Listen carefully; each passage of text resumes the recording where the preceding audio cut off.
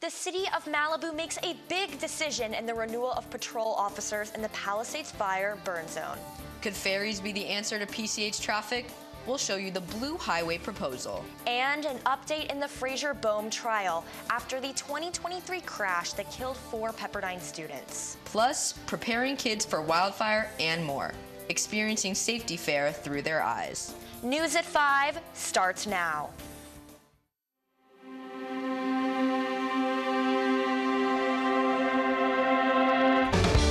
Malibu's only live newscast.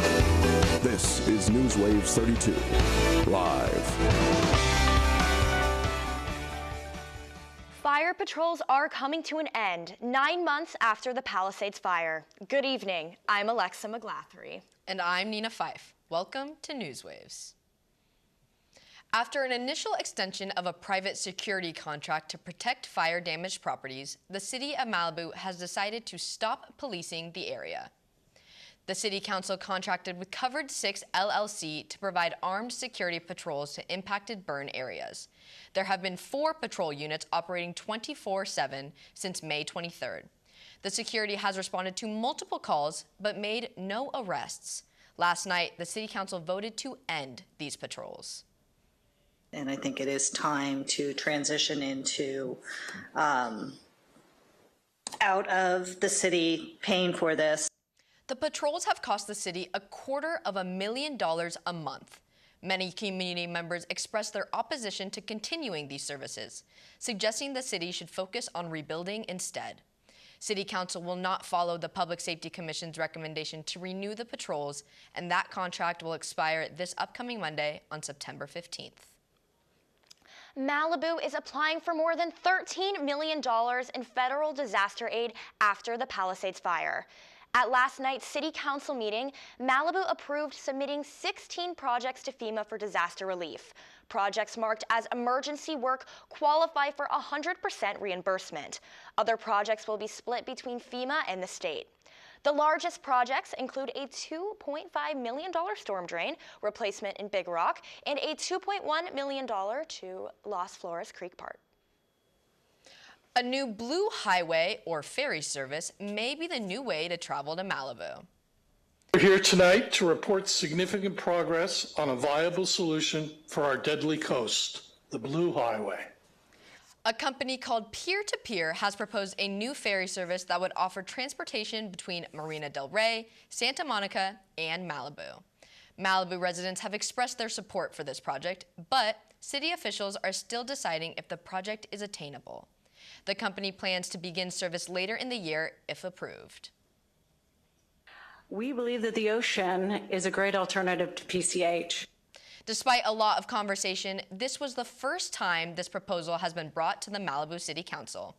City leaders said they cannot support the project in a letter or address the team's proposal for access to a parking lot in Malibu without advance notice. Another successful summer of patrolling for the Malibu Beach team. At last night's City Council meeting, Sheriff Soderlund reported hundreds of citations issued by the team over the summer from Memorial Day through last weekend.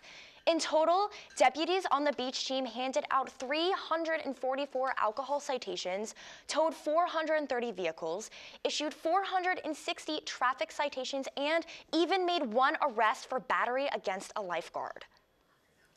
Judge Thomas Rubinson ruled against lowering a $4 million bail set for Fraser Michael Bohm, who is charged in the crash that killed 4 Pepperdine girls. On October 17th, but that's exactly what it was. It was an accident. It was not murder. Bohm's new defense attorney, Alan Jackson, argued the crash was caused due to a road rage incident that happened prior to the accident. Jackson pressed Judge Rubinson to lower Bohm's bail to $2 million, which was already reduced from $8 million. Judge Rubinson sided with the prosecution and denied the motion while mentioning Bohm's high-profile defense team.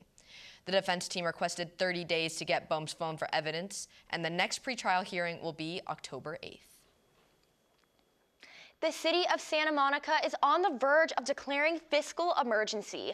A report cites declining revenues from tourism and taxes after COVID as contributing factors for the financial emergency. The city's financial state has also been worsened by millions of dollars in payouts to victims of a sexual abuse by a former city employee. The council is scheduled a vote to declare a financial emergency at tonight's meeting. That meeting starts at 5:30. And the city of Malibu is applying for a grant to get batteries that will help keep traffic lights running during power outages. 52-hour batteries will help keep traffic lights along PCH up and running, even during outages. While Malibu will apply for a grant through FEMA, some city officials have argued that paying for these batteries is the job of Caltrans. Council members are concerned over the potential cost the city will still need to pay, even with the grant. Malibu's 7th annual Safety and Preparedness Fair was held on Saturday. Event organizers emphasized the little things this year. Little kids. NewsWave's Emma Martinez joins us live. Emma? Thanks, Alexa. At last night's meeting, the interim city manager said the fair, which was held right behind me in the City Hall parking lot, was a success and received tremendous positive feedback from the community. I spoke to event organizers who say they had a focus this year, and it was keeping kids engaged. The fire was in our actual backyard, and I got to see the flames, so that was really scary. 8-year-old Madison and her family, who live in the Malibu Canyon, had to evacuate during the smaller Kenneth fire last January. I had to go outside in the flames, all black and dark, and I had a bird, so it was hard to get him out. Madison is grateful her home and her bird are okay. And I'm very glad the firefighters to get our house safe very many times. Knowing the fire likely won't be the only disaster or emergency Madison will face, her mom brought her and her best friend to the Safety Preparedness Fair. Madison learned some tips about fire safety that she can start using today. Don't do anything without parent supervision that's not like no stoves, no setting up matches. And some tips she can use a few years down the road. When you're a teenager, you shouldn't be doing firecrackers in the neighborhood. Jennifer Farmer, a fire-resistant vent saleswoman, says her favorite part of the event was seeing participants like Madison and Connor. I like children, so I just think they're so adorable. Farmer says the lessons taught at the Safety Preparedness Fair are ones everyone needs to know. The fires are real, the danger is real. It's not if it's going to happen, it's when it's going to happen. And if you're not proactive, you're going to have an issue. The event had activities that made lessons about safety fun. Connor's favorite. What was your favorite thing? The earthquake. An earthquake simulator. But the two best friends also enjoyed the non-safety related activities. And you get candy. Did you get a lot of candy? Yes. Event organizers say it was important to have fun activities like games, videos, and you heard it from Madison, candy, to keep the kids engaged. Back to you in the studio. What an extremely important and amazing event for the kids in our community. Thank you, Emma. In light of recent disasters, Malibu is hosting informational workshops on recovery resources throughout this week. The workshops will provide information for fire-affected businesses, homeowners, and renters.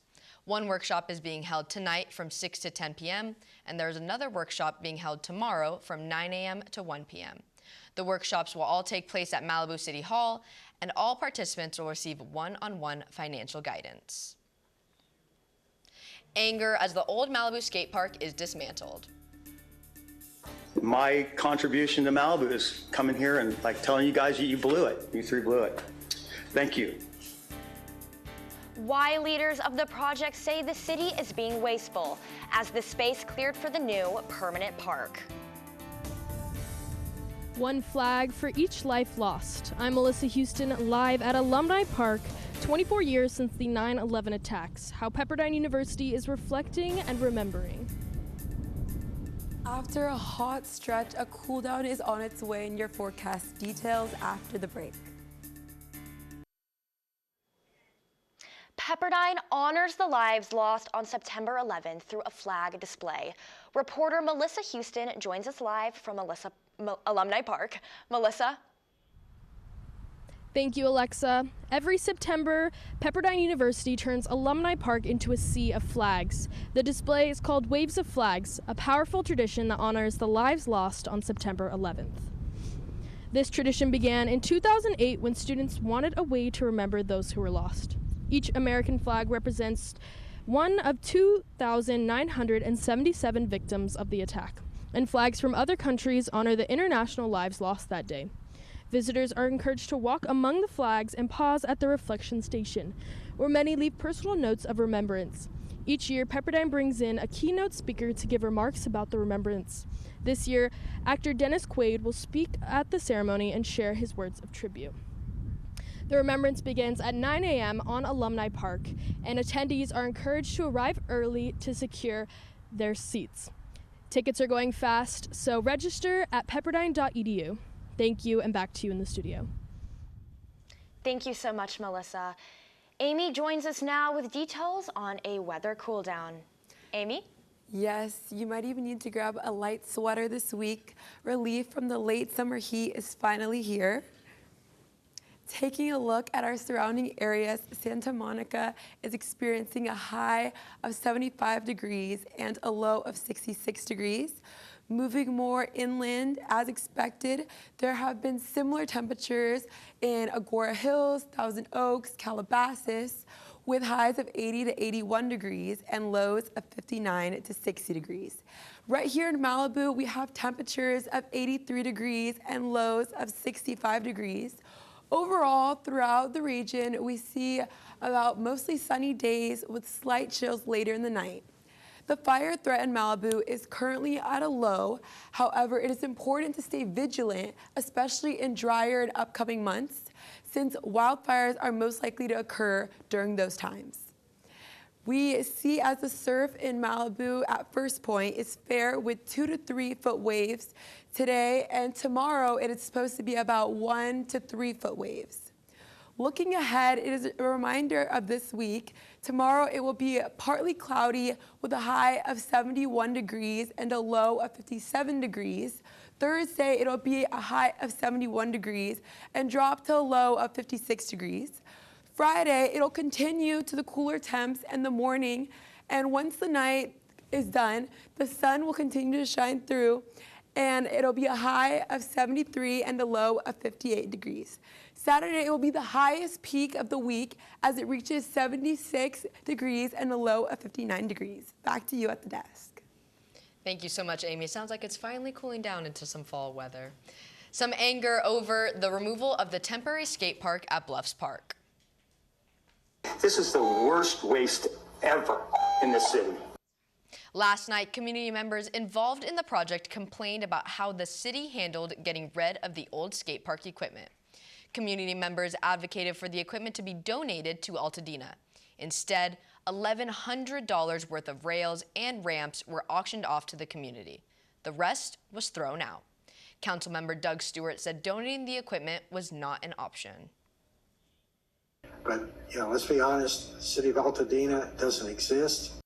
Stewart says they talked to Altadena city officials and they said they did not have space for the equipment. The main focus of the council is getting the permanent skate park built. Santa Monica Malibu schools launch a new website to better serve families. After a year of planning and research, the Unified District staff has launched a redesigned website. Officials say the updates improves accessibility, speed, and user experience. Key features include built-in translation, mobile-first design, and simplified navigation. A Miami-based restaurant opens a new location in the Malibu Country Mart. One of several new small businesses popping up in Cross Creek Ranch. Aviator Nation Dreamland hosted an open mic night, performances from original music to poems after the break.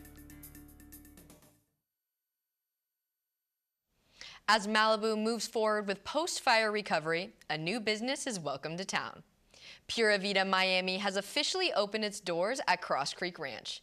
The menu offers a wide selection of bowls, fresh salads, and organic sandwiches. Customers are encouraged to sit at the open terrace where their furry friends are also welcomed. Pura Vida Miami is now welcoming its customers from 8 a.m. to 4 p.m. Monday through Friday. Pepperdine welcomes the new late night lineup series. For students looking to have a fun, little extra fun on the weekends, the Pepperdine board welcomed the series to foster community amongst students. These events will take place every Friday and Saturday night. Some of the recent activities included a karaoke night and a Labor Day barbecue cookout. Follow the board's Instagrams for more updates on what this weekend's events will include. Aviator Dreamland's open mic night brought in a variety of performances. Eden is here with the details and more information on a Wiseman Museum exhibit. Eden? Yes, thank you. Calling all performers and music enthusiasts, Aviator Nation's Dreamland opens up the stage with their open mic night. This is your chance to step on into the spotlight and share your sound. If I could take away your pain, I'd turn it into rain, I'd let it fall over me. Locals from the Malibu and LA community come together at the first Thursday of every month for open mic night. Performances range from original songs to covers and poems. Dreamland also offers other exciting events throughout each month, so be sure to check their schedule. Mark your calendars. Your next chance to shine at open mic night will be Thursday, October 2nd at 6 p.m. The Frederick R. Wiseman Museum in Malibu opened their fall exhibit this weekend called My Hand in Yours. Art Museum Director Andrea Grody wanted to emphasize themes of labor and care in hopes of evoking a deeper understanding for our hands. I want people to walk away with a deeper appreciation for what it is that our hands actually do in the world every day. The exhibition, taking almost 2 years to complete, 20 artists provided their perspective on the concept of hands and caring for the world. This exhibit features a variety of paintings, sculptures, and so much more. This is an experience that you don't want to miss. Make sure to plan your visit before the exhibition wraps up on Sunday, March 26, 2026. Wow, a long exhibit there. I'm glad to see it. It looks like 2 years is a long time for an exhibit to take. Yes, it was so wonderful, and I can't wait for more people to experience it. Yes, same. Thank you so much, Eden. Of course. A surf competition that took place at Surfrider Beach this weekend. Competitor Sophia Todd shares her experience on the water. And a mama bear and her 3 cubs move into Conejo Valley. What to do if you stumble upon the Fluffy family. From a popular surf competition to youth sports starting up in Malibu. Catherine is here with an update in sports. Catherine? I do have an update. The annual Malibu Surf Association Classic was this weekend. A member of the Oceanside Longboard Surfing Club, Sophia Todd, shares her experience surfing 2 hours away from her home beaches. I'm not used to the break. I've obviously surfed it a couple times, but I'm more comfortable at breaks that I practice at more, so the ones closer to my house. The Classic competed 7 different age groups ranging from under 14 years old to over 70 years old. It was held at Surfrider Beach in Malibu, California. The MSA lucked out with blue skies and 70 to 80 degree weather throughout both days. The City of Malibu Community Service Department is beginning a plethora of youth sports this Sunday. Golf, flag football, and volleyball are all scheduled to start on Sunday at Malibu Bluffs Park. All 3 youth sports are organized by Skyhawks Sports Ventura for ages 7 to 13. All sports will play until November 16th, when the fall season comes to a close. Registration is still open on the City of Malibu Rec website. Amazing. The best season of all is sports season. Yes, and that longboarding competition sounded amazing. I gotta get my longboard and join the competition next time. I can't do that myself, but you go for it. There's a new family in town. Say hello to Conejo Valley's mama bear and her 3 cubs. Spotted in Conejo Valley just last week on September 2nd was mama bear yellow 2291 and her 3 cubs. This is the first bear family to make the Santa Monica Mountains their home in years. While this adorable family might be tempting to say hello to, be sure to give them space. And Girl Scouts is debuting a new cookie in January. The organization announced a new chocolate cookie will be added to the iconic cookie menu. This Rocky Road-inspired cookie is called Explore More's. It has a creamy filling with notes of chocolate, marshmallow, and toasted almond-flavored cream. Like the popular Thin Mints, Samoas, and Tagalongs, Explore More's will be sold both online and in person. We'll definitely have to get our hands on those. We love to eat. We love cookies. That will do it for us this evening. Thank you guys and have a great night.